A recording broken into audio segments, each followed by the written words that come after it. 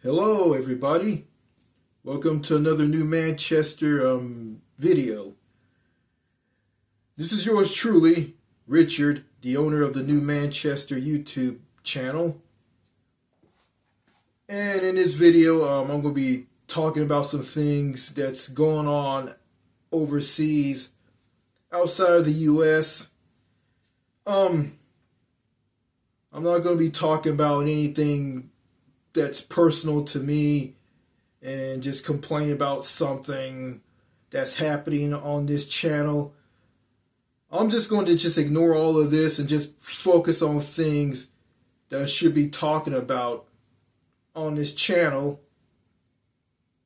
and making videos that doesn't involve anything that's any personal problems that's coming from me, or about my channel and losing subscribers and people saying that my channel and all the videos on it are boring.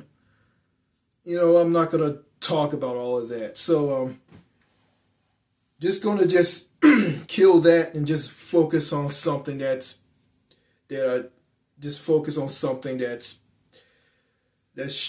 more important than all that stuff. Okay, I heard about a fire breaking out at Heathrow Airport in London, England, in the United Kingdom.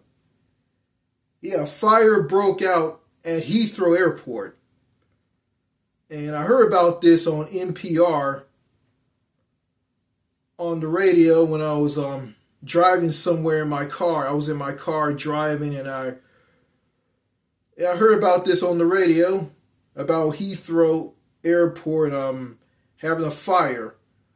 And to help me out, to help me jog my memory, I'm going to be reading something about that on the BBC, and it's titled Heathrow Airport Closure, What We Know So Far. I think I can remember this. After the fire, Heathrow Airport reopened again. And that airport is one of the busiest airports in Europe. And I went through that airport back in 2017 when I went through there to get on a bus to head to Southampton, England, to get on board a cruise ship and sail to 5 countries in Northern Europe. So yeah, I went through that airport, and that airport was extremely busy. The queues were very long, from the airplane terminal to the UK border in the airport. And the queues are very long, very, very, very long, because it's a very, very busy airport. It's one of the busiest airports on the European continent. But enough of that.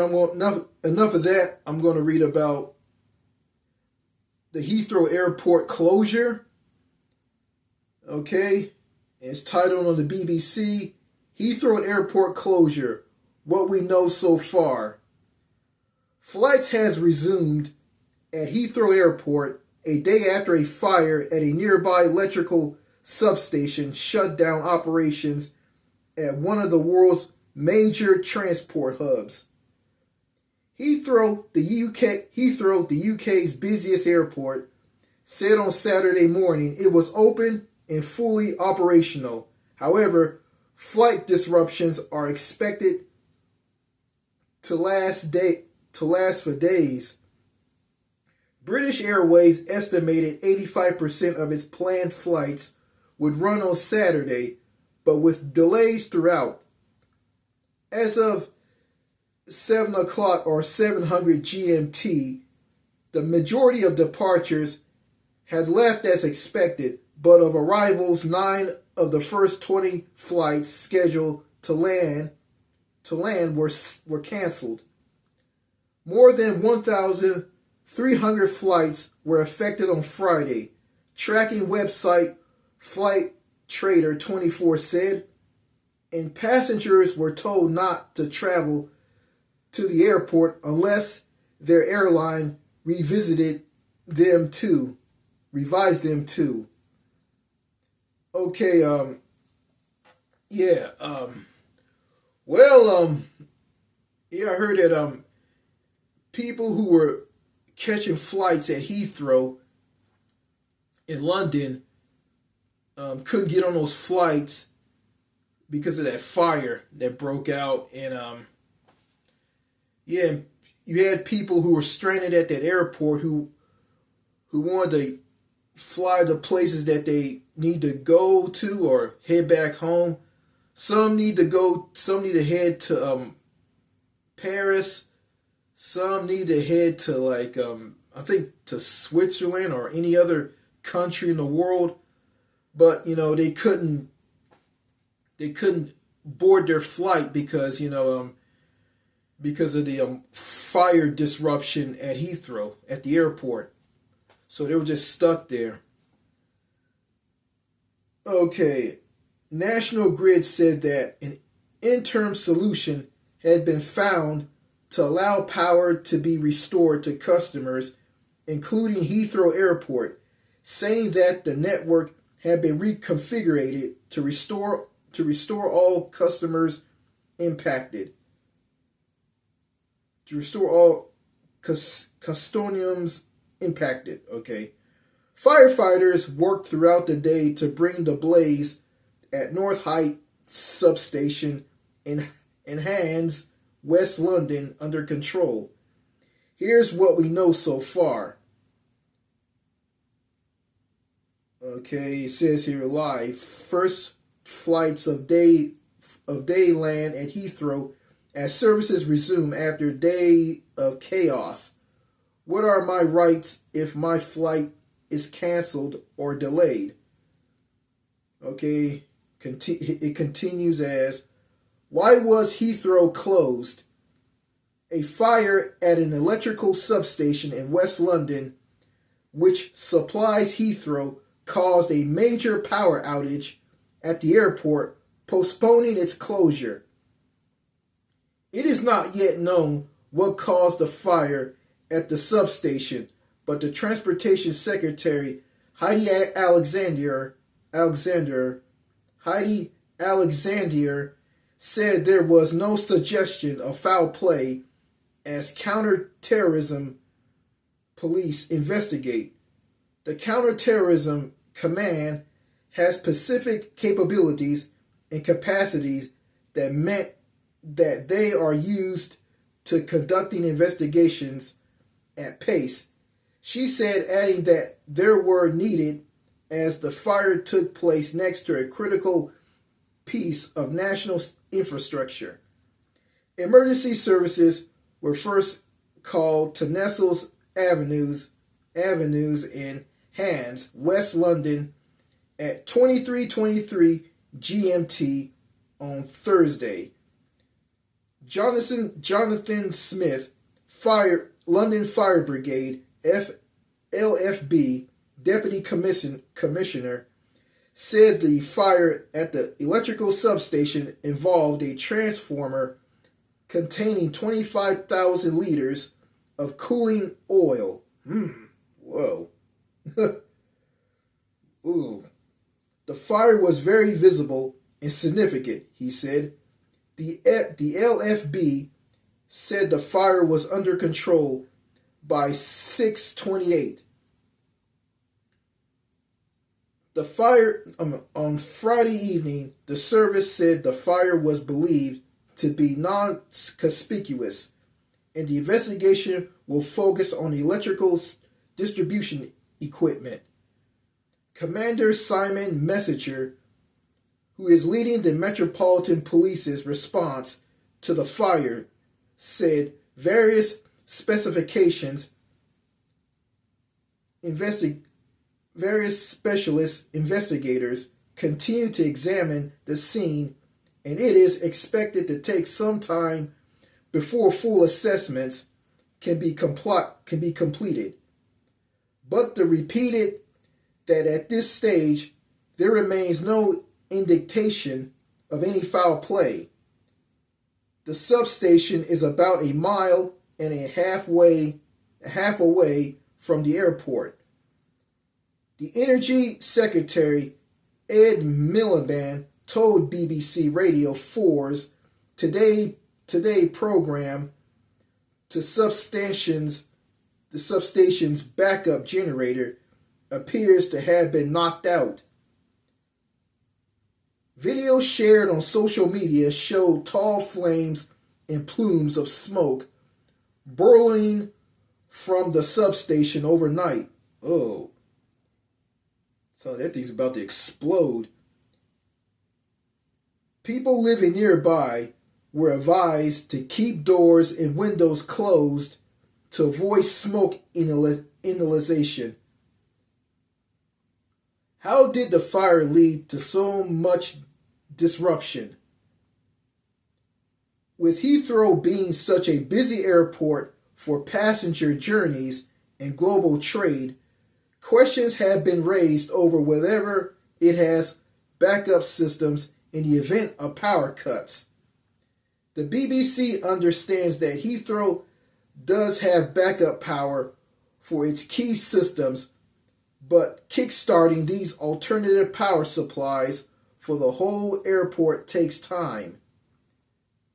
A source said it was not possible to switch the power back on immediately. At Heathrow, source also told the BBC that they have multiple sources of energy at the airport, with diesel generators and uninterruptible power supplies in place. They added that when the power outage happened, the backup systems all operated as expected. The systems, however, are not enough to run the whole airport, hence the decision to close it down. And even once the power is back on, there are countless systems which need to be rebooted and checked to ensure they are working properly and are sustainable. It is unclear why Heathrow's own backup systems were not adequate to keep the airport running when the critical opponent, it is energy supply, was knocked out, and it is also unclear why the national grid transmission network was not set up to supply significant electricity.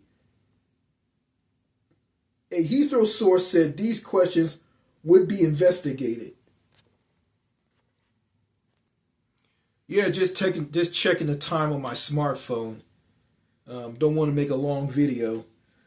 Okay, let me continue. Has Heathrow Airport reopened?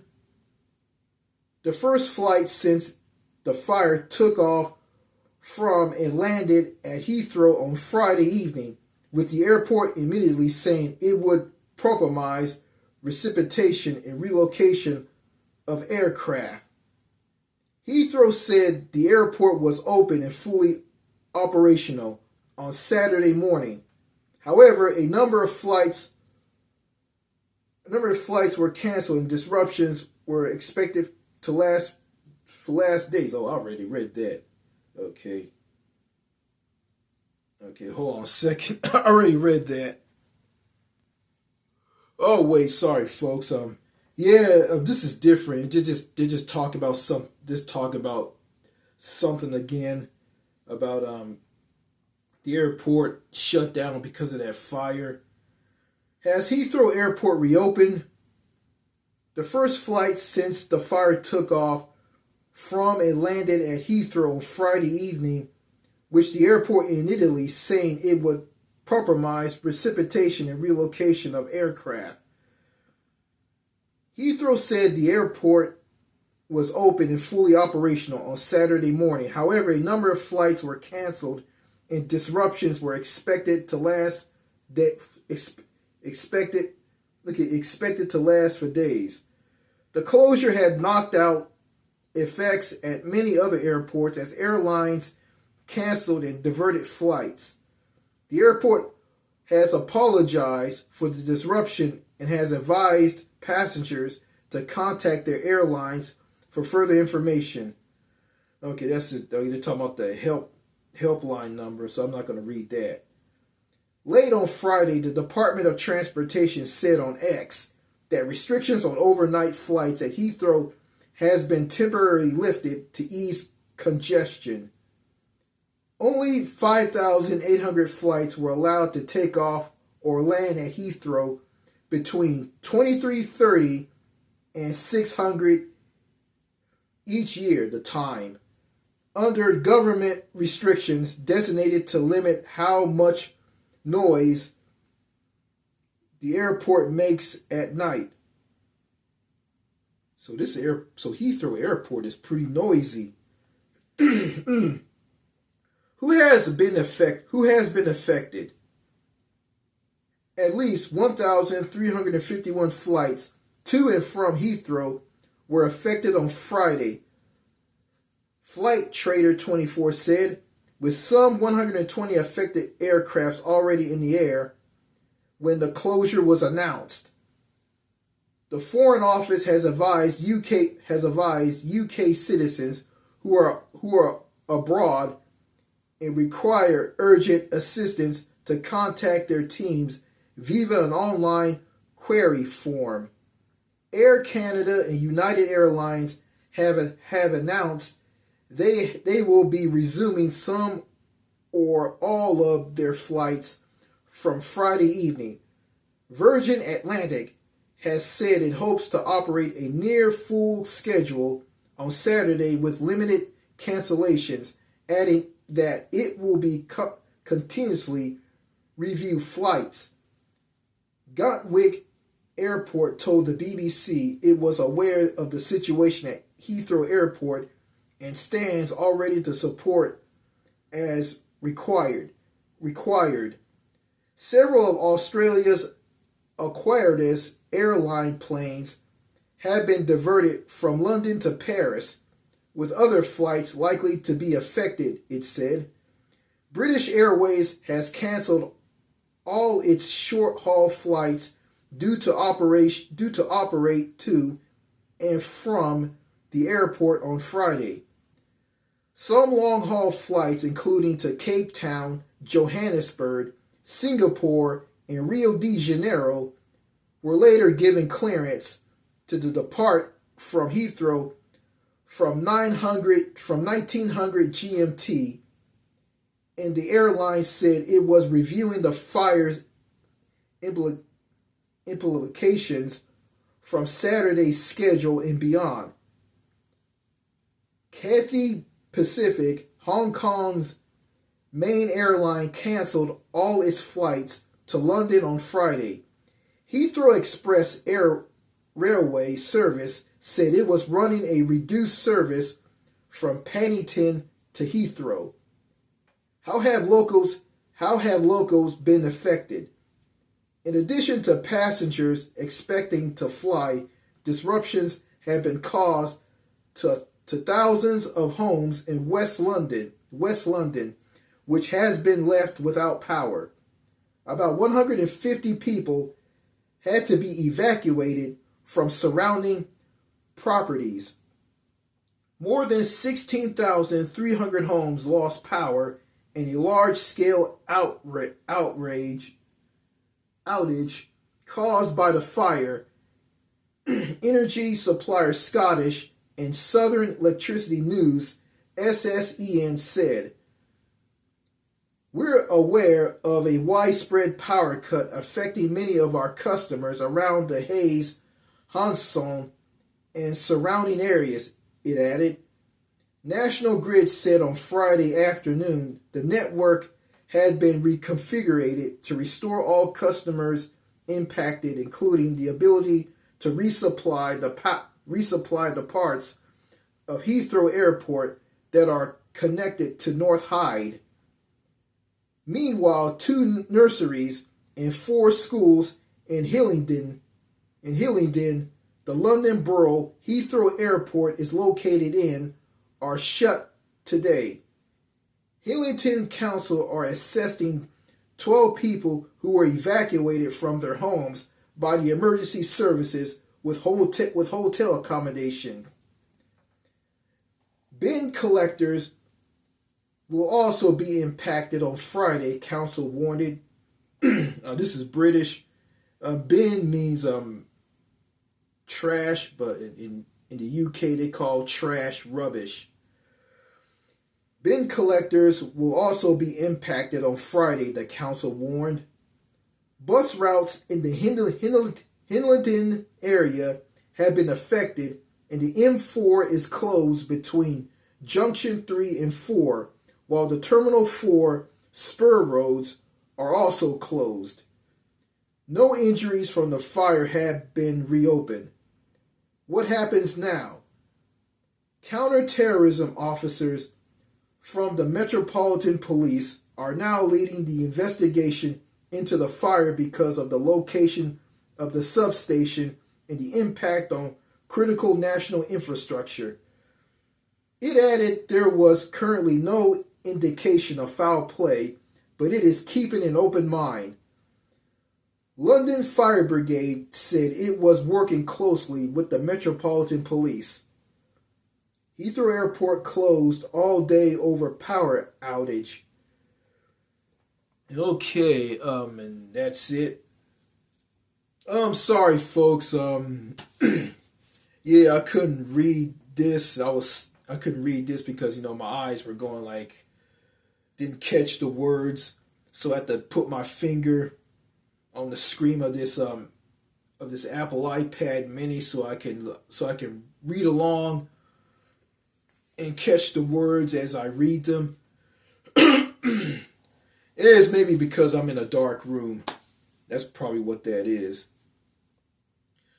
So that fire that broke out at Heathrow Airport in London, England, in the United Kingdom, I think they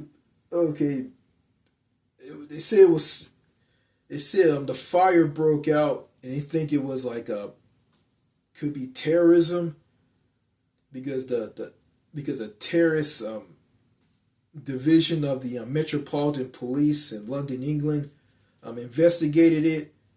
There's no sign of foul play or anything. So my view on all of this, I think due to Heathrow Airport being the busiest airport in London, England, in the UK and also in Europe, is the fact that they said that some machines were making a lot of noises to supply the airport with a lot of power. And anything can go wrong, something will blow up, or something might have a shortage and spark fire through electricity. Yeah, things break down, and all you can do is just replace it. Fix it and replace it, And it's good that, even all the flights were delayed because of the fire. Well, no one was hurt, and, a lot of British citizens were stranded, and I guess in other countries, and they couldn't fly home because of the fire that broke out at Heathrow.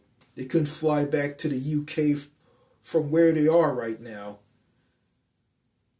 And you got a lot of people at Heathrow. Some of them need to fly back home to Paris, Tokyo, Johannesburg, South Africa, Rio de Janeiro. Yeah, any country that these passengers are from, and they're stranded at Heathrow. And again, I went through Heathrow.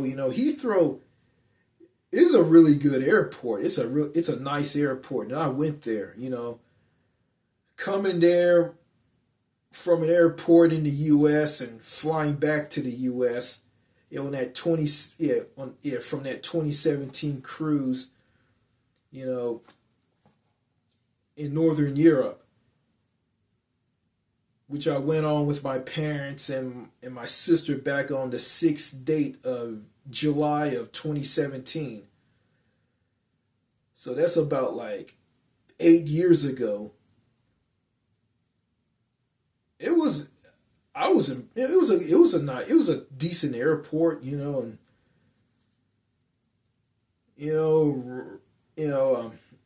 ran in some rude cops there, and when I was in the UK, it's something I really don't understand about the British. Okay, why in the world, why in the world do some British people, okay, all right, it doesn't matter if it's at an airport or a snack shop or, at a pub or something. Why do they mumble? I know all British people don't mumble. Like, they talk to each other. And I remember I was in Southampton at this cruise ship terminal, and some old guy wanted me to take my shoes off so he could check my shoes. And the way he talked to me was like this. I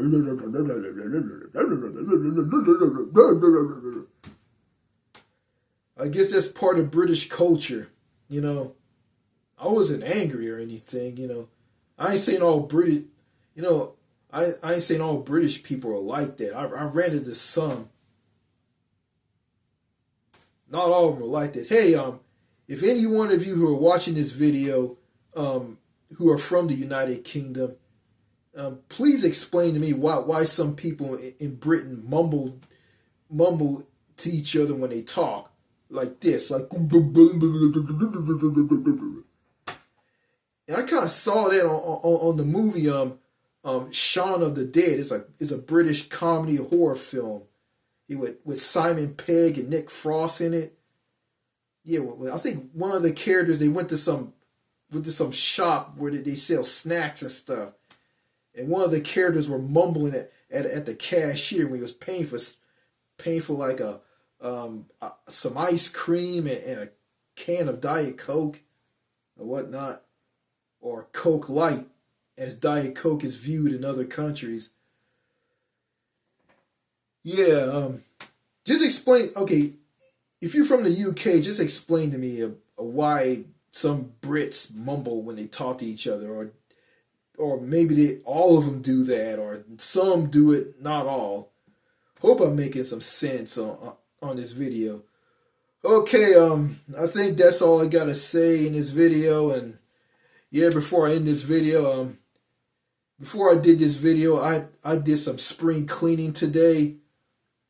I removed a lot of dust in one of the rooms of my home. Dust bunnies, like dust everywhere. I remember I was a child and I slept in a room that was covered in dust. That gave me like chest congestion. And I think when I contracted COVID-19, it kind of brought me back to that. So, yeah, I got rid of all that dust out of that room. Dust was everywhere. Like blankets and blankets of dust. It's just like in the corners and behind the bed and behind a computer table with a computer on it. Yeah. So, I'm finished with that. The room is nice and clean. It's breathable. So, yeah. Alright, that's all I gotta say in this video. Cheers and au revoir. Merci beaucoup. Thank you.